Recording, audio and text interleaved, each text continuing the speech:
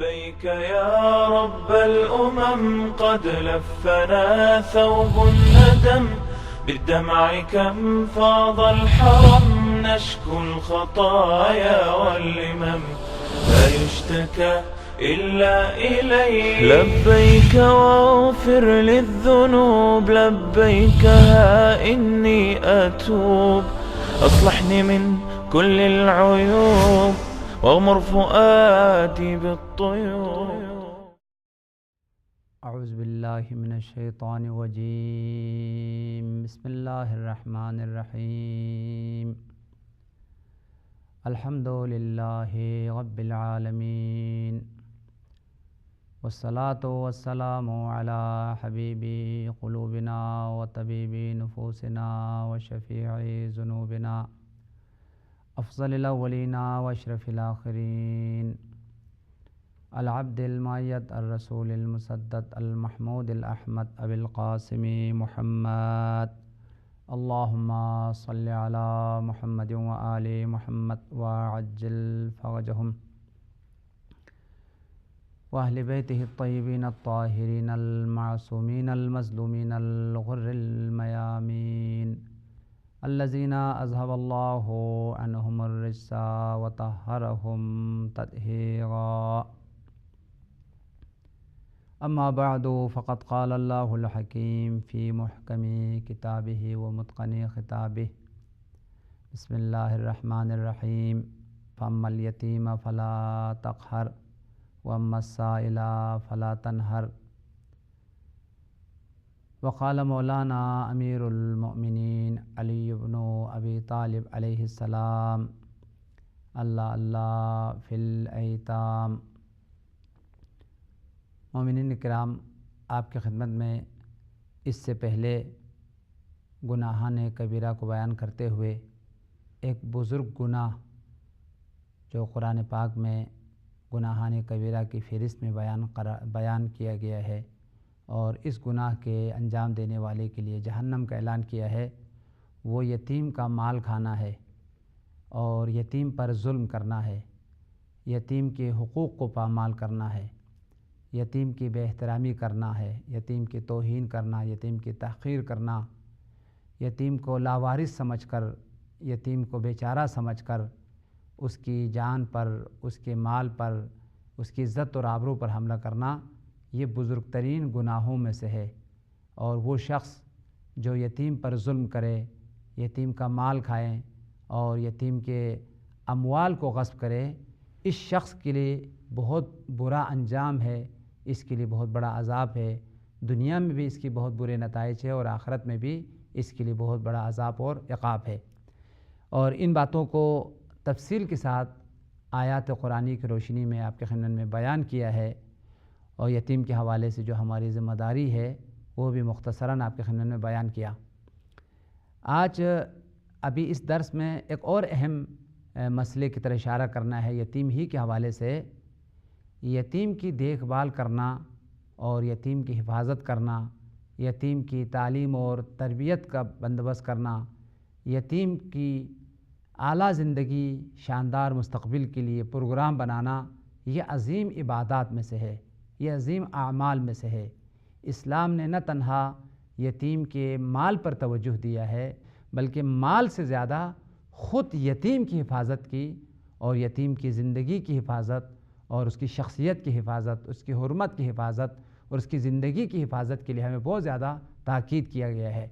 قرآن پاک کی صریح آیات میں یتیم کے حوالے سے بہت زیادہ سفارشات ہمارے لیے ہے. ایک سفارش یہ ہے کہ یتیم کی احترام کیا جائے، اس کی توہین نہ کیا جائے، اس کی تحقیر نہ کیا جائے اور یتیم کے لیے کسی بھی حوالے سے کوئی نقصان اور ضرر نہ پہنچایا جائے. چنانچہ یتیم کے احترام اور یتیم کی تعظیم اور یتیم کے ساتھ پیار اور محبت کا دستور دیتے ہوئے ارشاد رب العزت ہے فَأَمَّا الْيَتِيمَ فَلَا تَقْهَرْ وَأَمَّا السَّائِلَ فَلَا تَنْهَرْ. دو گروہ کے لیے خصوصی حکم ہمارے لیے بیان کیا گیا ہے. سب سے پہلا گروہ یتیم کا ہے، یتیم کے احترام کرنا ہے، یتیم کی تعظیم کرنا ہے اور ان کے ساتھ پیار اور محبت کے ساتھ پیش آنا ہے اور اس کے ساتھ معاذ اللہ ظلم، ناانصافی، ستم اور کسی بھی طریقے سے ناروا سلوک جو ہے وہ نہیں کرنا ہے۔ اس لیے صریح تاکید ہے فَأَمَّا الْيَتِيمَ فَلَا تَقْهَرْ کہ یتیم کے ساتھ ظلم، ناروا سلوک اور ہر قسم کی ستم سے جو ہے وہ یتیم کو محفوظ رکھنا ہے۔ اور دوسرا گروہ جو ہے وہ مسکین ہے، فقیر ہے، غریب ہے، وہ انسان جس کے پاس اپنی زندگی کی ضروریات موجود نہیں ہے، اسے بھی جھڑکنا نہیں، اس کی بھی توہین نہیں کرنا ہے، تحقیر نہیں کرنا ہے، اور اس کی بھی مدد کرنا ہے اور اس کی ضروریات کو فراہم کرنا ہے۔ لہذا قرآن نے صریحاً دو گروہ کے احترام اور ان کی حرمت کو خصوصیت کے ساتھ ذکر کیا، یتیم کی حرمت کا خیال رکھنا، اس کی عزت اور آبرو کا خیال رکھنا، اور مسکین اور بیچارے لوگوں کے لیے سہارا بننے کی کوشش کرنا۔ اسی طریقے سے سورہ مبارکہ فجر کی آیت نمبر 17 اور 18 میں یتیم کی دیکھ بھال اور یتیم کے لیے سہارا بننے کی کوشش اور اس کی کفالت اور اس کی زندگی کی ضروریات کو پورا کرنے کی تاکید کرتے ہوئے ارشاد رب العزت ہے، ان لوگوں کی سخت توبیخ کی گئی ہے، سرزنش کی گئی ہے، مذمت کی گئی ہے جو یتیموں کی سرپرستی نہیں کرتے، یتیموں کے حوالے سے لاپرواہی کرتے ہیں، اور یتیموں کے کھانے پینے کا خیال، یتیموں کی تعلیم و تربیت کا خیال، یتیموں کی مستقبل کا خیال جن کو نہیں ہے، ان لوگوں کی توبیخ کیا گیا ہے، سرزنش کیا گیا ہے۔ تم کیسے مسلمان ہو، تم کیسا مومن ہو کہ جو اس بیچارے کا سہارا دنیا سے چلا گیا ہے، وارث دنیا سے چلا گیا ہے، اب تم وارث ہے، اب تم اس کا سہارا ہے، کیوں اس کے لیے جو ہے وہ عزت نہیں کرتے ہو، احترام نہیں کرتے ہو، اور اس کی زندگی کی مستقبل کے لیے پلاننگ نہیں بناتے ہو۔ یہ سورہ مبارکہ فجر کی آیت نمبر 17 اور 18 ہے۔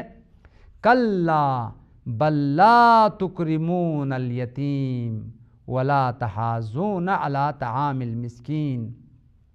کَلَّا ایسا نہیں ہے، ہرگز ایسا نہیں ہے، بَل لَا تُکْرِمُونَ الْیَتِیم کہ تم لوگ یتیم کی اکرام نہیں کرتے ہو، عزت نہیں کرتے ہو، ان کی حرمت اور ان کی جائگاہ اور ان کی عزت کا خیال نہیں کرتے ہو۔ اکرام یتیم کیا ہے جس کا خاص طور پر ذکر ہوا ہے؟ لا تکرمون الیتیم کہ تم یتیم کا اکرام نہیں کرتے ہو۔ یتیم کا اکرام یہ ہے کہ یتیم کو احساس ہونے نہ دے کہ اس کا باپ چلا گیا ہے، اس کا سر سے سہارا اٹھ گیا ہے۔ یتیم کی اکرام اور یتیم کی تعظیم یہ ہے اس کی تعلیم کا انتظام ہو، اس کی تربیت کا انتظام ہو، اس کی بہترین شاندار مستقبل کا انتظام ہو، تو یہ یتیم کی تعظیم ہے، یتیم کا اکرام ہے۔ وَلَا تَحَاضُّونَ عَلَىٰ طَعَامِ الْمِسْکِین اور اس بات پر بھی سرزنش ہے کہ تم مسکین کو کھانا کھلانے کی طرف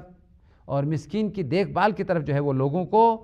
ترغیب نہیں کرتے ہو، رغبت نہیں دلاتے ہو۔ لہٰذا ایک مسکین کی خیال رکھنا ہے، دوسرا جو ہے وہ یتیم کا خیال رکھنا ہے، اس کی تعظیم کرنا ہے۔ یہ دو باتوں کا صریحاً قرآن میں اعلان اور حکم ہوا ہے۔ یتیم پرور انسان اہل جنت ہے۔ متعدد روایات میں اس بات کا اعلان ہے، وہ انسان جو یتیم پرور ہے، یتیم سے پیار کرنے والا، یتیم سے محبت کرنے والا، یتیم نوازی کرنے والا، یتیم کو اپنے بچوں کی طرح محبوب اور عزیز سمجھنے والا، یہ انسان جنتی انسان ہے۔ اس انسان کے لیے متعدد روایات میں جنت کی بشارت دی گئی ہے اور اس کا مقام اور ٹھکانہ جو ہے وہ جنت قرار دیا گیا ہے۔ انہی روایات میں سے ایک اہم ترین روایت جس کو علامہ مجلسی نے بحار الانوار باب الیتیم میں نقل کیا ہے، عن ابی جعفر علیہ السلام قال اربع من کن فی بن اللہ لہ بیتا فی الجنہ۔ 4 صفات ہیں جو کسی بھی انسان میں ہو وہ انسان جنتی ہے، اس کا گھر خدا جنت میں بناتا ہے، انبیاء کے ساتھ اس شخص کو قرار دیتا ہے، انبیاء کے ساتھ اس کو محشور کرتا ہے۔ 4 صفات جس میں سے ہو، وہ کون سی 4 صفات ہے؟ سب سے پہلی صفت من آوى الیتیم، وہ انسان جو یتیم کی سرپرستی کرے، یتیم کو پناہ دے، یتیم کا سہارا بن جائے، یتیم کا وارث بن جائے، یتیم کو یہ احساس ہونے نہ دے کہ اس کا باپ دنیا سے چلا گیا ہے، اس کا وارث دنیا سے چلا گیا ہے۔ باپ سے زیادہ بڑھ کر پیار کرے، باپ سے زیادہ بڑھ کر محبت کرے، باپ سے زیادہ اس کی سرپرستی اور اس کی دیکھ بھال کرے۔ مولا نے فرمایا اس کام کا صلہ یہ ہے پروردگار عالم اس کے لیے بہترین جزا دیتے ہوئے ہمیشہ کی عزت، ہمیشہ کی جنت، ہمیشہ کی رحمت اس کی نصیب میں لکھ دیتا ہے اور انبیاء اور اولیاء کے ساتھ اس کے لیے جنت میں جگہ عطا کرتا ہے۔ من آول یتیم، سب سے پہلی صفت یتیم نوازی کرنا، یتیم پروری کرنا، یہ جنت میں جانے کے سبب ہے اور اس کو اللہ تعالیٰ جنت میں جگہ عطا کرتا ہے۔ دوسری صفت وَرَحِمَ الضَّعِیف، وہ لوگ جو کمزور لوگ ہیں، ناتوان لوگ ہیں، جو اپنی زندگی کو نہیں چلا پاتے، جو اپنی زندگی کی ضروریات کو پورا نہیں کر پاتے۔ دنیا میں کتنے ایسے ضعیف لوگ ہیں، مالی حوالے سے ضعیف ہے، فکری حوالے سے ضعیف ہے، اعتقاد کے حوالے سے ضعیف ہے، جسمانی حوالے سے ضعیف ہے۔ متعدد روایات میں اس بات کا ذکر ہے کہ ضعفاء پر رحم کرو، کمزوروں پر رحم کرو۔ اور یہ ایک روایت دو روایت میں نہیں ہے، باقاعدہ باب ہے، ارحم الضعفاء، ضعیفوں پر رحم کرو۔ اس روایت میں مولانا محمد باقر نے فرمایا وہ انسان جو ضعیفوں پر، کمزوروں پر رحم کرنے والا انسان ہے، یہ رحم دل اور مہربان انسان، اس کا جنت اس کا مقام ہے، جنت میں اللہ تعالیٰ اس کا گھر بنا دیتا ہے۔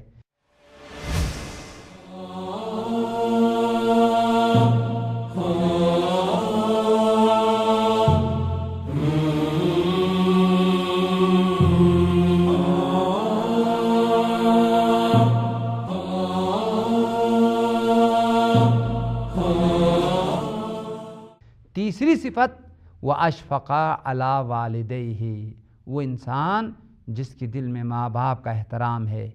ماں باپ کی عزت ہے، ماں باپ کے ساتھ نیکی کرنے کو، ان کے ساتھ نیک سلوک اور ان کے ساتھ احترام کے ساتھ پیش آنے کو اپنے لیے وظیفہ سمجھتا ہے، اپنے لیے واجب سمجھتا ہے۔ وہ انسان جو ماں باپ کی حرمت رکھتا ہے، ان کی شخصیت کا خیال رکھتا ہے، حضرت باقر العلوم نے فرمایا یہ جنتی انسان ہے، اللہ تعالیٰ اس کا گھر جنت میں بنا دیتا ہے۔ وَأَشْفَقَ عَلَىٰ وَالِدَيْهِ، وہ انسان جو اپنے والدین پر مہربانی کریں، نیکی کریں، اس کے لیے اللہ تعالیٰ اس کا گھر جنت میں بناتا ہے۔ اور چوتھی صفت کہ چار صفات جو جنت میں جانے کا باعث ہے، چوتھی صفت مولانا نے فرمایا وَرَفَقَ بِمَمْلُوكِهِ، چوتھی صفت بھی بہت ضروری ہے ان لوگوں کے لیے جو بہت سارے لوگ اس کے پاس کام کر رہے ہیں، اس کے غلام ہیں یا اس کے کنیز ہیں یا اس کے مزدور ہیں یا اس کے کارمند شمار ہوتے ہیں، اور وہ بڑا انسان ہے اور اس کا کوئی مقام ہے، منزلت ہے، اور اس کی سرپرستی میں بہت سارے لوگ کام کر رہے ہیں، یعنی گوئے کہ اس کا جو مقام ہے وہ مولا کی طرح ہے اور اس کے ذیل میں کام کرنے والے وہ ان کے غلاموں کی طرح ہے۔ لہٰذا وہ انسان جو اپنے غلاموں پر، اپنے مزدوروں پر، اپنے کام کرنے والے لوگوں کے اوپر مہربانی اور احسان کرنے والا، یہ مہربان انسان، یہ دلسوز انسان، اس کے لیے بھی جنت میں جگہ ہے اور یہ بھی جنتی ہے۔ اسی طریقے سے حضرت صادق آل محمد، اس ہستی نے جس نے سب سے زیادہ آل محمد کے کلام، آل محمد کے ارشادات اور ہماری زندگی کے لیے زرین تعلیمی ایک عظیم ذخیرہ چھوڑ کے دنیا سے چلے گئے ہیں۔ یوں تو ہر امام سے ہمارے لیے بہت ساری روایات ہیں، زندگی میں ہماری تمام ضروریات کو،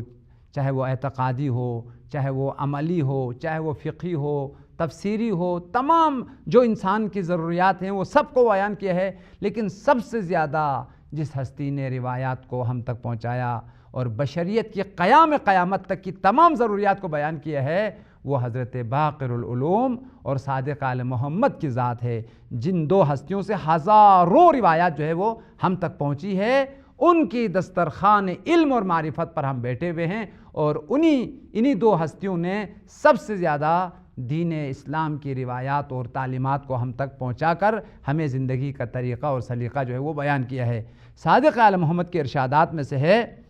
اس روایت کو حضرت علامہ مجلسی نے بہار الانوار جلد نمبر 16 صفحہ نمبر 120 پر نقل کیا ہے، اور جناب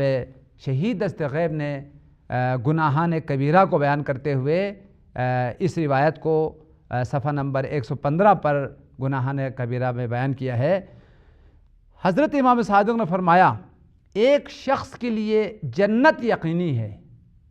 اور ایک شخص کے لیے جہنم یقینی ہے۔ ایک کے لیے اللہ تعالیٰ جنت کو واجب قرار دیتا ہے، لازم اور ضروری قرار دیتا ہے، اور دوسرے شخص کے لیے جہنم کو واجب قرار دیتا ہے۔ آئیے آپ سے میں پوچھتا ہوں، سوال کرتا ہوں، وہ کون سا خوش نصیب انسان ہے جس کے لیے جنت کو خدا نے واجب قرار دیا ہے؟ یہ پکا جنتی ہے، یقینی جنتی ہے۔ امام صادق نے فرمایا، زبان امامت سے بیان کیا ہے، اور یہ ہماری بزرگان نے اس روایت کو نقل کیا، علامہ مجلسی نے، علامہ جناب شہید دستغیب نے، دوسرے ہمارے بزرگ جو ہے وہ علماء نے۔ ایک کے لیے جنت یقینی ہے، ایک کے لیے جہنم یقینی ہے۔ مولا نے فرمایا وہ انسان جو یتیم کی پرورش کرے، یتیم کی کفالت کرے، یتیم کی ضروریات کو پورا کرے، اس کے لیے جنت یقینی ہے۔ یتیم سے پیار کرنے والے، یتیم سے محبت کرنے والے، یتیم نوازی کرنے والے وہ اہل جنت ہے۔ ان کے لیے پروردگار عالم جنت کو لازمی اور یقینی بناتا ہے۔ اس کے مقابل میں وہ لوگ جو یتیم کے تعظیم کرنے کے بجائے یتیم پر ظلم کرے، یتیم کے مال کو کھا جائے اور یتیم کے حقوق کو غصب کرے، یہ جو غاصب انسان ہے، یتیم کا مال کھانے والا انسان ہے، اس شخص کے لیے جہنم یقینی ہے۔ اس بات کا اعلان قرآن میں بھی کیا گیا ہے اور روایات میں بھی ہے۔ اس روایت کا متن یہ ہے، قال الصادق علیہ السلام من کفل یتیما، وہ انسان جو یتیم کی کفالت کرے، سرپرستی کرے۔ کفالت کی دو معنی ہیں۔ ایک کفالت کا معنی ہے مادی طور پر، جو مادی ضروریات ہیں، مال کے حوالے سے، دولت کے حوالے سے، پیسے کے حوالے سے اس کی ضروریات کو پورا کرے۔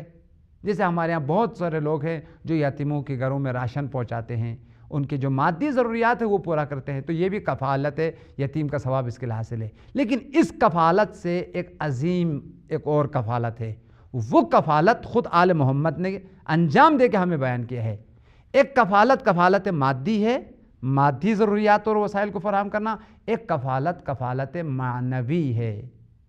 اس کی زندگی کی جو اصل ضرورت ہے وہ ہدایت ہے، وہ معنویت ہے، وہ تعلیم ہے، وہ تربیت ہے۔ بدن کی ضروریات مادیات کے ذریعے سے پوری ہوتی ہے، لیکن بدن سے زیادہ جو عزیز ہے، جو محترم ہے، وہ روح ہے، وہ اس کی انسانیت ہے، اس کی شخصیت ہے۔ لہٰذا کفالت کا جو عظیم مقام ہے، جو اصل کفالت کا جو درجہ ہے، اس انسان کے لیے ہے جو اس کی شخصیت کی کفالت کرے، جو اس کی معرفت کی کفالت کرے، جو اس کی تعلیم و تربیت کی کفالت کرے۔ یعنی جہاں اس کی جسمانی ضروریات کو پورا کر رہا ہے، وہاں اس کی روحانی اور معنوی ضروریات وہ جاہل نہیں رکھتا ہے، اس کو بہترین تعلیم دیتا ہے، بہترین تربیت دیتا ہے، بہترین ڈاکٹر بنا لیتا ہے، اور وہ یتیم بچہ کل کو معاشرے میں باعزت انسان بننے کے لائق ہو گیا۔ اسی وجہ سے ہمارے بہت سارے لوگ ہیں اس حوالے سے اعلیٰ کام کر رہے ہیں، یتیموں کی تعلیم کا بندوبست کر رہے ہیں، یتیموں کے مستقبل کا بندوبست کر رہے ہیں۔ یعنی یہ یتیم کل کو مستقبل میں کوئی اعلیٰ مقام پہ فائز ہو جائے، چاہے وہ روحانیت کے خاص مقام پر علماء میں بنے اور بزرگ شخصیتوں میں سے بن جائے، یا دنیاوی مقامات میں سے بہترین ڈاکٹر بنے، انجینئر بنے، وہ معاشرے کا باعزت انسان بنے۔ یہ بھی کفالت کا ایک عظیم طریقہ ہے۔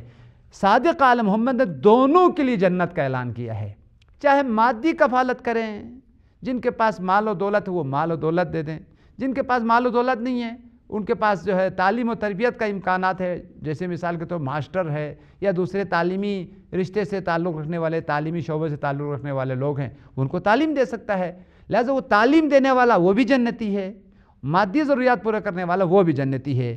مولا نے فرمایا من کفل یتیما، وہ شخص جو یتیم کی کفالت کرے، چاہے مادی یا معنوی، اوجب اللہ لہ الجنہ، اس کے لیے خدا جنت کو واجب قرار دیتا ہے۔ کما اوجب جہنم علی آکل مالہ، جس طریقے سے اللہ تعالیٰ جہنم کو واجب اور ضروری قرار دیتا ہے اس انسان کے لیے جو یتیم کا مال کھانے والا ہے، یتیم کا حق غصب کرنے والا ہے۔ اسی طریقے سے سرور کائنات نے ایک انتہائی خوبصورت اور اہم ترین ایک روایت میں بیان فرمایا ہے، فرمایا وہ انسان جو یتیم کی کفالت کرنے والا ہے، یتیم کی دیکھ بھال کرنے والا ہے، پیغمبر نے فرمایا یہ جنت میں میرا ساتھی ہے، یہ جنت میں میرے ساتھ ساتھ رہیں گے۔ یہ حدیث ہے پیغمبر کا، انا وکافل الیتیم فی الجنہ کہاتین، روایت میں ہے یتیم کی کفالت کی اجر اور ثواب کو بیان کرتے ہوئے، یتیم کی کفالت کرنے والے کا مقام اور منزلت کو بیان کرتے ہوئے فرمایا میں اور یتیم کی کفالت کرنے والا جنت میں اس طرح ساتھ رکھیں گے جس طرح میرے دو انگلیاں ہیں۔ اس طرح سے پھر لوگوں کو دکھایا، دیکھو قریب ہے، بالکل نزدیک ہے، کوئی فاصلہ نہیں ہے۔ اس طریقے سے یتیم کی کفالت کرنے والا جنت میں میرے ساتھ ہوں گے، میرے قریب ہوں گے۔ سبحان اللہ، خود جنت میں جانا ایک عظیم مقام ہے، جنت کا ملنا ایک مقام ہے، اور اس جنت میں جگہ مل جائے جو سرور کائنات کی جگہ ہے، جو حبیب کبریا کی جگہ ہے، جو رحمت للعالمین کی جگہ ہے، اس ہستی کی جگہ جو سلطان انبیاء ہے، وہ جگہ اگر کسی انسان کو مل جائے تو اس کی کیا مقام ہوگا، کیا منزلت ہوگی۔ پیغمبر نے فرمایا یہ مقام مل سکتا ہے، اس مقام کے لینے کے لیے تھوڑی سی ہمدردی کی ضرورت ہے، تھوڑی سی جو ہے نا وہ مالی مدد کی ضرورت ہے، اور تھوڑی سی دل میں پیار و محبت کی ضرورت ہے۔ وہ لوگ جو لاوارث ہو چکے ہیں، وہ یتیم بچے جو لاوارث ہیں، ان کے لیے محبت کرو، ہمدردی کرو، تو یہ مقام تمہیں مل سکتا ہے۔ اسی وجہ سے روایت میں آیا ہے، اس روایت کو بھی علامہ مجلسی نے بہار الانوار میں، اور بہترین کتاب ہے ینابیع الحکمہ جلد نمبر 5 صفحہ نمبر 417 پر ہے،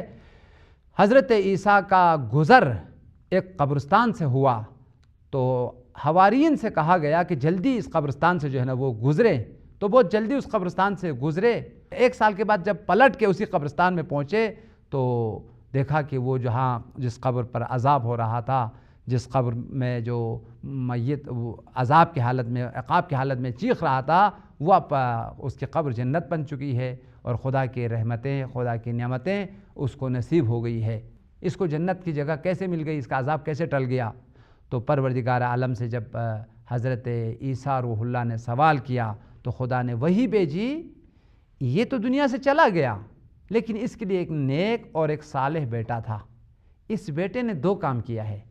پہلا کام یہ کیا ہے، ایک یتیم کی پرورش کی ہے، ایک یتیم کی کفالت کی ہے۔ دوسرا کام یہ کیا ہے، اس نے راستہ بنایا ہے، سڑک بنایا ہے، لوگوں کے لیے آنا جانے میں تکلیف اور دشواری کا باعث تھا، اس نے اس راستے کو بہترین طریقے سے بنایا۔